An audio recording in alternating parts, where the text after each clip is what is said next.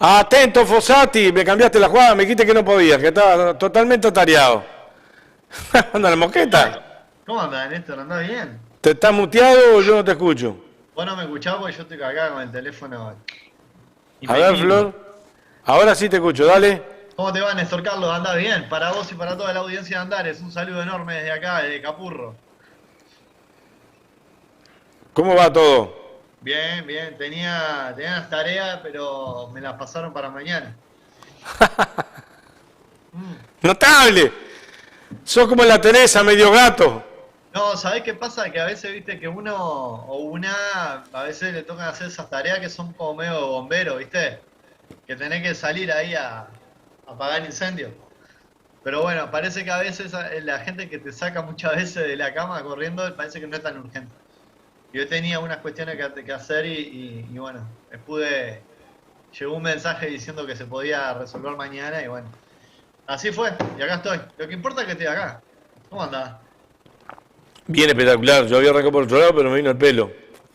¿Todavía qué? ¿Qué dijo el señor? Que había arrancado para otro lado, por otro lado, pero me vino el pelo. Sí, vi que estaban Ah, discutiendo Ricardo. de la monetización de videos. Estoy esperando una llamada a Ricardo que va a llamar ahora desde Salto para el país y el mundo. Escuchá una cosa, sí, ya sé por dónde debe venir la mano, inclusive.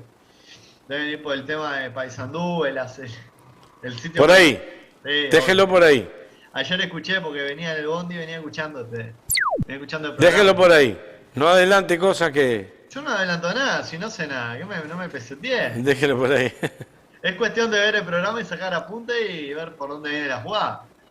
Sí, a veces siempre estamos reclamando un poco de cuidado en el hablar y a veces con algunas cosas que son esenciales para algunos y para otros no, pero para algunas personas son esenciales y bueno. Ricardo, buenas tardes. Buenas tardes, Néstor. ¿Cómo vas? Bien, por acá todo tranquilo, teniendo un pequeño veranillo. Te llamo por el tema que había dicho de contestarle a un señor que no me dejó derecho a réplica porque llamó ya sobre el cierre del programa y yo ya me había retirado. Respecto a lo que hablamos del nomenclator, que no era otra la idea sino de hablar del nomenclator de Paysandú, y como a veces en nuestro espacio, yo digo nuestro porque puede participar todo el mundo, lo primero y primordial me parece a mí es en tratar de no ofender con verdades que a veces no son tan verdades y aplico a lo que dijo el señor ayer. Dijo que este señor desconoce por completo lo que dijo por mí, hablando de la Plaza Flores. Debo decir, y mucha gente de Paysandú que me conoce sabe, que mi abuelo, allá por el año 1920, compró una casa ahí en calle 25 de Mayo, cerca de donde hoy está la funeraria San José. O sea, la funeraria está frente a la plaza, famosa ex Plaza Flores. Lo que yo puse como Flores, y porque se cambió dentro del nomenclator, que son las calles, no hay ninguna calle que se llame Flores, la esencia era fomentar el nombre de Lucas Piris, que fue un coronel que nació en Concepción del Uruguay frente a Paysandú, un poquito más al sur, porque la gente está muy exacta últimamente, pero de historia conoce poco. Y quería aclarar que este señor dice, habla de una placa. Yo en ningún momento hablé de placa que hubiera en la plaza, en primer lugar.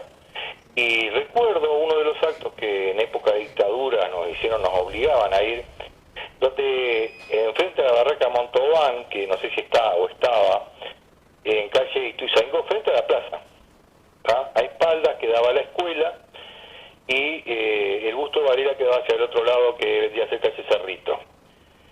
Quiero aclararle a este señor que cuando yo dije que Lucas Piris, en ningún momento uso palabras burdas, como él trató de poner en mi boca. Yo jamás dije que quedaba en el traste de las botellas donde él sirvió mucho tiempo a esa empresa.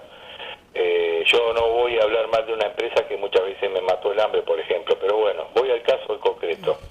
En ningún momento dije nada respecto a que la plaza se llamara Flores, sino que en el 90% de la gente, como quedó bien claro en el chat, conocían como la Plaza de Flores, porque ahí se hacían los homenajes. Y les tengo que aclarar a este señor que Venancio Flores era colorado, no era blanco, y que para mí los blancos no son pillos, como me hablan muchos pseudo frente amplistas. Para mí no son pillos, ¿tá? Para mí ser pillos en mi época era otra cosa, ¿tá? Entonces digo, cuando se hacían los homenajes ahí, se hacían justamente con el ejército de un lado de calle Sarandí, se hacían los homenajes al general Flores. ¿Y sabe por qué era? Porque el presidente de facto del 81 hasta el 85 fue Gregorio Conrado Álvarez, el Goyo. ¿Tá? No sé si me estás escuchando. Sí, Néstor. claro, y te está escuchando la audiencia. Entonces digo, entonces todo el mundo ya tomaba a la plaza como la Plaza Artigas. Es más, te digo, hay gente de edad que, por ejemplo, al Parque Artigas le sigue llamando Parque Artigas, no le llama Estadio Artigas de Paysandú, como también se llama, creo que en Las Piedras se llama igual. El de fútbol estoy hablando. Queda una cuadra más arriba de ahí. Entonces digo, a mí me parece que hay formas y formas de dirigirse cuando uno quiere corregir algo. Y a este señor le digo que jamás dije que la calle Piris quedaba en el traste de Paysandú o en el traste de las calles. Simplemente le recuerdo, y cualquier sanducero lo puede avalar, que cuando uno va al límite bien al este de Paysandú, que fui hace muy poquito, quizás este señor todavía no ha ido, yo fui cuando la tragedia del, no sé si llamarlo meteoro, sí, es lo correcto, ¿tá?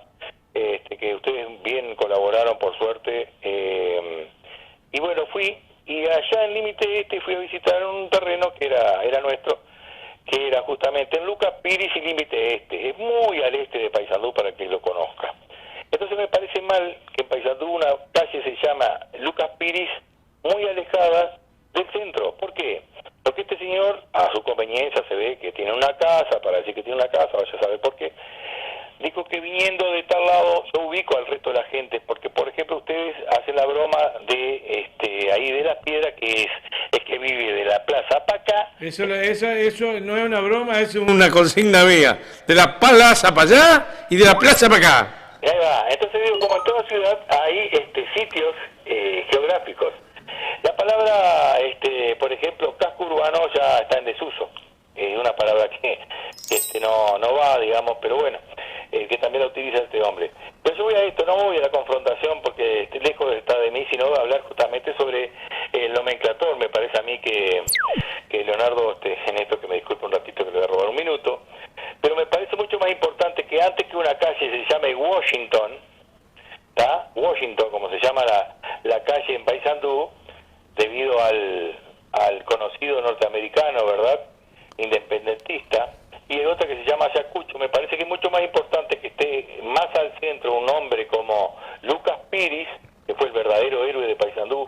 Si este señor se informa un poco, sabrá que a los 30 minutos, escritos que están en la Biblioteca Nacional, puede consultarlo, de morir, Lucas Piris levanta la bandera, hace levantar una bandera blanca que en realidad era un pedazo de sábana de aquella época, en la deshecha defensa de Paysandú, y se entrega a Leandro Gómez, ¿tá? Después son trasladados y son, ya una historia medianamente conocida, fusilados. A los tres se les saca la perita, porque en esa época Leandro Gómez y sus capitanes usaban perita, ¿tá? Y se cuelgan de una pica, que eso no te lo dicen, pero fueron colgados de una pica. Pero según el historiador, pero si vos ves lo escrito que está en el Museo de Porto Alegre, te habla muy bien de la historia de Paysandú. Hay que estudiar un poco más nada más. Y yo lo que decía, en ningún momento voy a decir, jamás va a salir de mi boca, que está en el traste de las botellas, se entiende, ¿no?, de la bebida cola que este señor trabajaba. Para nada, para nada. Yo lo que digo que, como buen santucero, yo trato de sumar, no restar. ¿Y esto a qué va? A que me parece que es mucho más loable que se llame Lucas Piris una calle mucho más cercana, y cambiemos por ejemplo el de Jorge Washington, ¿tá? Me parece más cercano a Paysandú, a la esencia de su historia. Paysandú fue invadida 3 veces, fue sitiada 3 veces, incluso por el propio Rivera, ¿tá? Porque muchos no saben que Rivera sitió a la villa Paysandú, que después se llamó pueblo, bueno, toda la historia conocida, quizás no por todo el mundo, pero Paysandú fue el pretexto necesario de los ingleses para lograr la guerra de la Triple Alianza, provocando tocando así a Solano López, que era el presidente de Paraguay, quien dijo: si tocan a Paysandú o Uruguay, están tocando a Paraguay.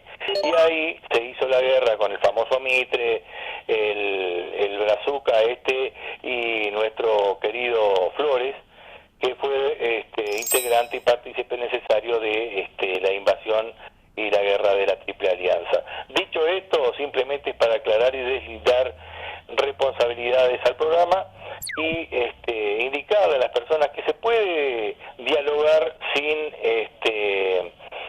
atentar contra la buena voluntad de las personas, ¿sí? Porque puede saber un montón, pero por ahí este hombre dice que me contaron, me dijeron, mis amigos de Paysandú, todos trascendidos. Yo estoy hablando con la historia de Paysandú, porque yo, alumno de la UTU, primero del Liceo 1, después de la UTU, ¿ya? Me obligaban a ir, so pena de falta, perder años y demás materia, y estábamos paraditos en la plaza llamada Flores, que todo Paysandú no sabía que había un mercado de flores. Es más, no era un mercado de flores, porque ahí atrás había galpones que eran frutos del país, es decir, cuero, lana, etcétera. Y sí se traían flores, porque en esa época ahí era zona de chacras. Le informo a este señor, porque mi abuelo, vuelvo a insistir, desde el año 20 vivió justamente en ese barrio. ¿Ah? O sea, acá no es que tenga más corta o más larga las uñas, ¿verdad? Sino que hay que contar la historia medianamente con documentación fidedigna. Es nada más que eso. Le pido disculpas por el tiempo robado, pero es bueno, me parece que el tema que era de ayer de los nomenclatores, Paysandú tuvo muchas calles que se llamaban 1, 2, 3 al norte, 1, 2, 3 al este. Hoy, como creo que lo comenté con ustedes antes, hay una calle que se llama Andresito, y cuando vos ves la documental o el documental argentino muy bueno de Artigas, que son 4 capítulos y los recomiendo, hecho por la televisión argentina de Canal Encuentro, indica claramente que Artigas no vuelve al Uruguay por el tema de su hijo Andresito, que era su hijo elegido, predilecto. Entonces, como Andresito no volvía a Uruguay, Artigas dijo: ¿para qué volver? ¿Para qué? ¿Se entiende? Les mando un abrazo y les pido disculpas por el tiempo robado. Gracias, Ricardo. Que conozcan las historias. Gracias. Un abrazo a ustedes. Hubo un error acá nuestro. ¿Está en pantalla o no está en pantalla, Florencia? Ah, yo no lo vi, pero teníamos que haberlo dejado fijo. Lo quiero ver, a ver qué decía. ¿Pero daba el nombre? Sí. Ah, está claro, es lo que yo te pedía, era el nombre. Ricardo Camacho Stevenson. Ponelo, escribilo ahí, lo ponemos, por favor. Porque un par de televidentes preguntaron, sí, está Fossati, está Néstor, y está Leo, está Néstor, y quien habla, ¿quién es? Yo le aclaré y tiene igual. razón. ¿Eh? Yo le aclaré igual, ¿eh?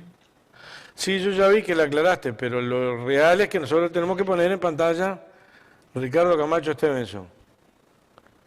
No leo porque refleja mal. ¿Qué dice? Hasta sucumbir, dice. Ah, hasta sucumbir. ¿Saben qué es hasta sucumbir? Esto tiene que ver con un entredicho del día de ayer, que lo estuvimos hablando en el correr de las horas. Ahí está. Quien fue que habló es un compañero de Salto que participa activamente, en discordancia con otro compañero que habló, que participa también del Departamento 20 de España. Y bueno, punto. Cambiemos, no cambiemos de canal. No, yo creo que está bueno porque entró un tema en la dimensión del programa que a mí me apasiona un montón, que es el sitio y la defensa de Paysandú, de la heroica, ¿verdad? Como se la conoce, que es un tema muy poco conocido en nuestro país, en la historia de nuestro país, y que es un tema que habla de una tradición blanca de carácter democrática y republicana. Muy poco conocida tampoco, y menos en estos tiempos donde gobierna el herrerismo dentro de la facción nacionalista, ¿no? Que es todo lo contrario al republicanismo y a la democracia. Pero es importante y creo que merece ser abordado ese tema con la seriedad que corresponde. El sitio de asedio de Paysandú no solo se inscribe en el marco de la guerra de la Triple Alianza, sino también se inscribe en el marco de pacificación de la historia de Uruguay, ¿verdad? Porque no podemos olvidarnos que en Uruguay hasta 1851 el país estuvo en guerra. Y los proyectos militaristas, como el de Lorenzo Latorre, que fue el primero, en 1875, el proyecto militarista que más consolidó la identidad del Estado-Nación, que desarrolló todo lo que está vinculado a la educación pública, la reforma vareliana de 1876, la creación de la simbología, la iconografía y las leyendas de la patria son en esa época. Morosoli, Zorrilla de San Martín, Blanes, pintan, escriben y componen prosa en esa época, ¿verdad? Porque existía una necesidad importante por parte del Estado de construir una identidad nacional, ¿no? Y para eso tenía que, como quien dice, acallar, ¿no?, las disputas entre los blancos y los colorados y el intervencionismo imperial de Brasil por un lado y los intereses unitaristas argentinos.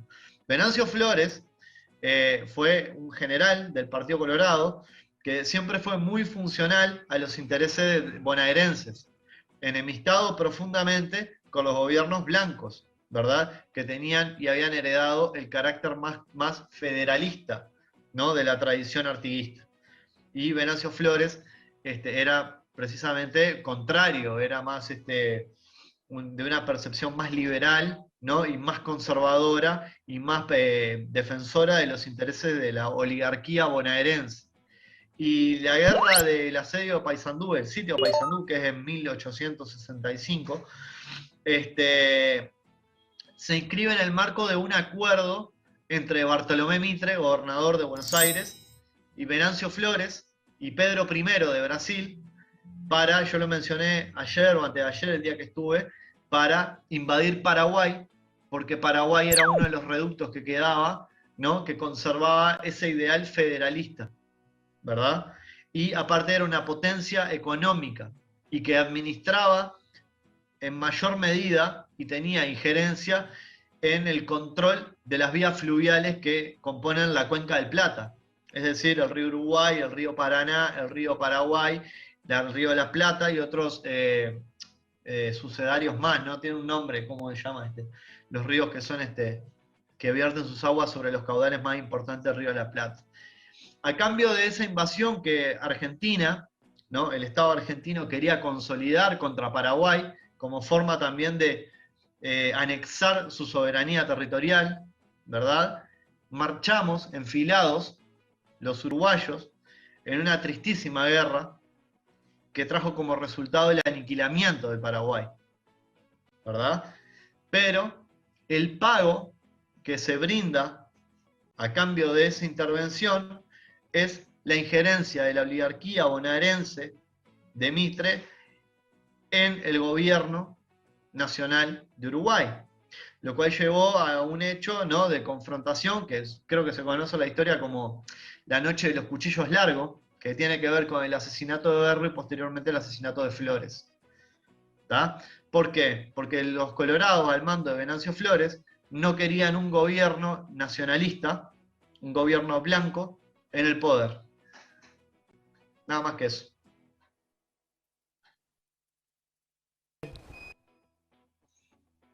Lo que hice en el día de ayer fue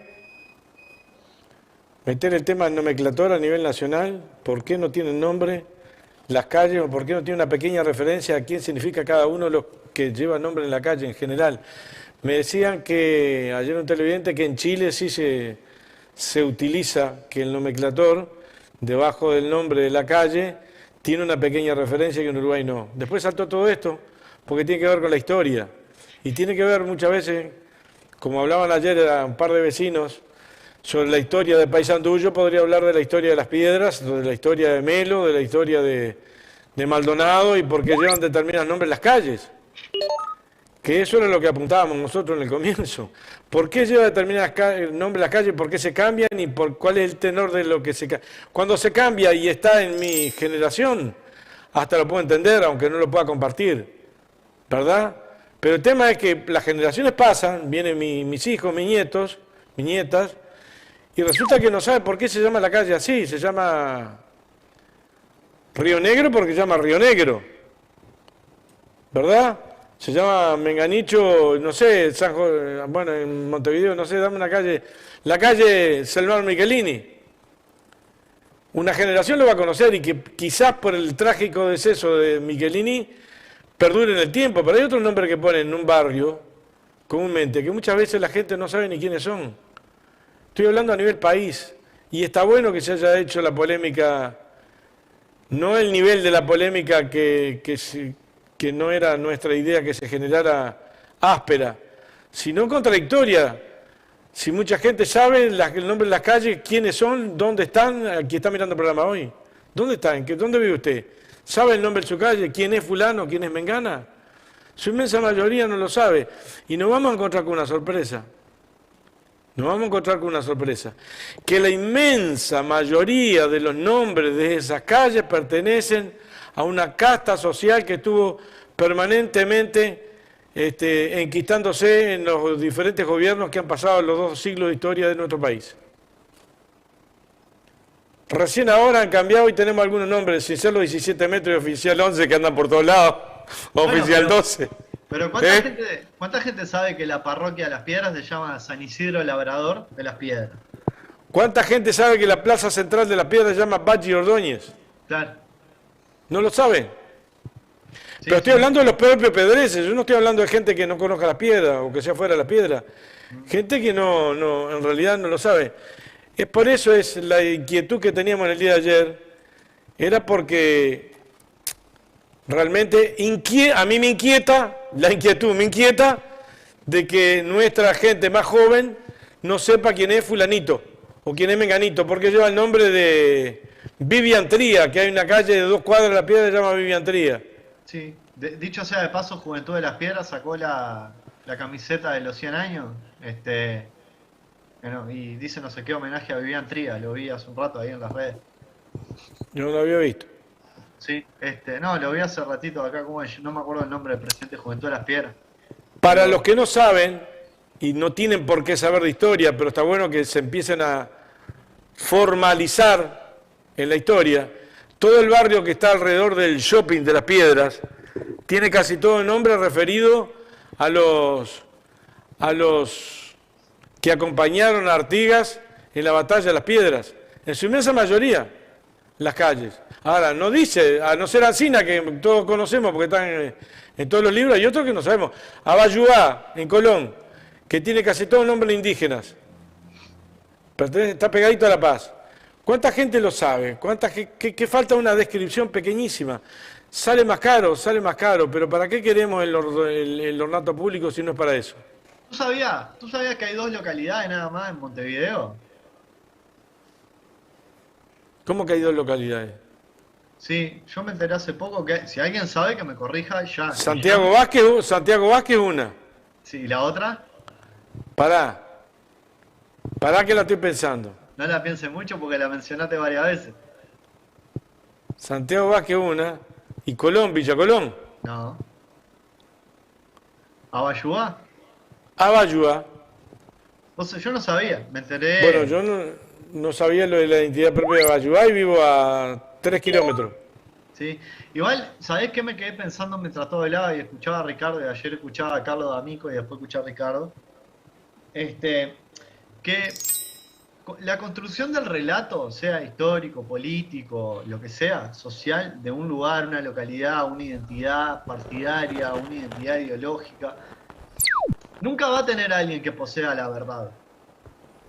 No hay un hecho concreto y empírico que determine quién va a tener la verdad.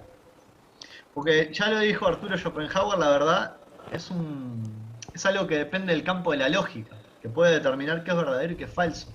En el campo de las relaciones humanas, la verdad no es constatable. Yo puedo tener una verdad de la milanesa y vos podés tener otra. La relación dialéctica entre mi verdad de la milanesa y tu verdad de la milanesa hace que construyamos un relato. Entonces, por eso es importante a la hora de conversar sobre, por ejemplo, no sé, la historia de un barrio. Está bueno, como siempre, posicionarse desde el lugar de como ser un extraño en ese lugar. Porque a mí no me va a dar la verdad que yo haya vivido toda la vida en Capurro y mi familia haya vivido toda la vida acá y hayamos visto sucederse todos los cambios que se hayan sucedido y que yo pueda preguntarle a 3, 4 parientes míos y que me puedan contar la historia de la escuela Capurro desde que era la casona, la mansión de los Capurro, hasta la transformación de la escuela nueva, modalidad, modelo educativo norteamericano, etc. Y a su vez, tampoco va a ser una verdad absoluta lo que pueda construir y decirme el equipo de arqueología patrimonial en relación a las excavaciones sobre los caseríos de los negros. Porque la historia es un relato y es un relato vivo, y la construcción del mismo se construye, se arma de esa manera. Entonces, jugar un poco ese rol de desconocerla, o hacer de cuenta que lo más obvio para mí, que viví toda la vida en este barrio, por ejemplo, es la cosa más rara del mundo, me permite tener una predisposición o me permite pararme frente a alguien que me va a contar su verdad como con una cuestión de sorpresa. Y yo voy a tener mayor receptividad a escuchar lo que el otro me cuente, porque un espacio, como decía, un espacio de la ciudad, una calle, una memoria política, un relato social, tiene tantas partes como personas integren y tengan para ponerle voz a ese relato. Entonces, es importante poder escucharnos entre nosotras para poder construir un relato que nos represente a todas. Sí, el tema es que los relatos, lo estoy diciendo con muy poco analfabetismo intelectual, pero un relato se construye también con la propia sociedad y no con un segmento de la sociedad. Yo estoy hablando ahora de algo más, sigo con la cartelería. El segmento con el cual se construye el relato es el que te van imponiendo. Yo esto lo discutí en la Junta Departamental, que son los que tienen que aprobar con mayorías especiales, todas las juntas departamentales del país, a excepción de las rutas nacionales que vienen por el Parlamento Nacional, se tienen que aprobar con mayorías especiales. Y esas mayorías especiales se discuten allí esos nombres. Venía el nombre que yo me interesaba, me preocupaba por saber quién era. Algunas cosas uno se entera de lo que dice de fulanito, es Leonardo Fossati, fulano de tal, nació en tal lado, hizo tal cosa, cosa. La mayoría venía con propuesta de la comisión y no se discutía. No era discutir por sí o por no, sino por saber quién era. Sin embargo, yo lo viví en carne propia cuando se empezaron a discutir nombres como el de Paita u otros similares, a no ser que fuera un general Libre Seregni o un Wilson Ferrer Aldunate, ahí sí había palos en la rueda para poner un nombre. Y uno miraba, ¿y por qué viene ese palo en la rueda? Porque viene toda una historia de cómo debe ser o qué criterio debe tener el nombre que se ponga en esa calle. Generalizado, está impregnado en nuestra sociedad. Está impregnado, lo estoy hablando en general, de izquierda y derecha. Está impregnado. Y eso a mí me duele muchísimo, no es que me duela, me molesta cuando uno tira este tema para que la gente lo discuta. ¿Cuántos nombres hay? Por eso es que hay que poner los nombres, porque en la medida que, poner la aclaración en 3 líneas, quiénes eran, qué hacían. Hay calles como el Montevideo que yo me enteré, que yo no conocía, Soler, que yo no sabía quién era, yo pensé que era Soler el del fútbol. Yo no lo sabía, no tengo por qué saberlo, porque mi cultura es otra y vengo de otro, tiene otros orígenes. Sin embargo, me encontré con otra cosa, entonces, ¿por qué no poner 3 cifras debajo, 3 renglones que digan algo? Yo sé que cuesta caro, pero si esto no se discute, nunca se va a poner. Y si esto nunca se pone y no se discute y nunca se pone, la historia va a ser contada por una parte de la sociedad. Terminé. Bueno, lo que pasa es que ahí entras en una discusión, voy a ser abogado del diablo, ¿está? Porque así tiene gracia. Si yo te doy manija, vos me das manija a mí, yo te digo todo que sí, no tiene gracia. ¿No? Porque primero que para presentar una propuesta al nomenclator de la ciudad tiene que ser acá no sé cómo funciona allá en Canelones, debe ser igual que en Montevideo. Ahora viene a través del área de descentralización en todo el país. Tiene que tener, ahora tiene que tener el puntapié inicial los municipios del país. Bueno, acá tenés que llevar la propuesta. Bueno, acá tenemos consejos vecinales, ¿no? El centro zonal acá, hay que llevarla. Tiene que tener determinada cantidad de firmas, tener que juntar gente, escribir, o sea, presentar una propuesta, ¿no? Para que lo eleven a la Junta Departamental y ahí se vea. O sea, que tiene que haber un trabajo no es simplemente alguien pone un nombre y ya era. A menos que sean cuestiones como vinculadas no sé, a figuras históricas. Pero es facilísimo lo de poner los nombres, quiénes son y qué pasó y por qué. Sobre todo hoy en día que existen diversas formas de tecnología para que uno, a través, por ejemplo, podés poner 2 líneas y un código QR que vos lo leas, lo escanea y te manda a un sitio y te cuenta. O sea, tenés 1000 formas. Inclusive hasta desde la cosa más sencilla como recorridos turísticos por la ciudad. Como por ejemplo el recorrido al pie de la muralla que se hacía en la Ciudad Vieja y que te llevaba a recorrer dónde estaba ubicada la antigua línea defensiva de la ciudad de Montevideo. Pero acá hay un problema que no es menor, que la historia es un acontecimiento y una decisión, cómo contar la historia es un acontecimiento y una decisión política. Y esa decisión política muchas veces queda supeditado al conservadurismo de la interpretación de quien cura esa historia. ¿Entendés? Es como quien está del otro lado, ¿no? Es quien elige. Por ejemplo, acá nadie habla de que hubo durante mucho tiempo una enorme filtración sobre la información de Artigas disponible. Y Pibel Devoto, que ha sido un gran historiador de Uruguay, es incuestionable en su rol como historiador y constructor de la historia. Y hay como esas grandes vacas sagradas que tenemos a lo largo de toda la historia como país, que se han encargado de narrar la historia y de contarla.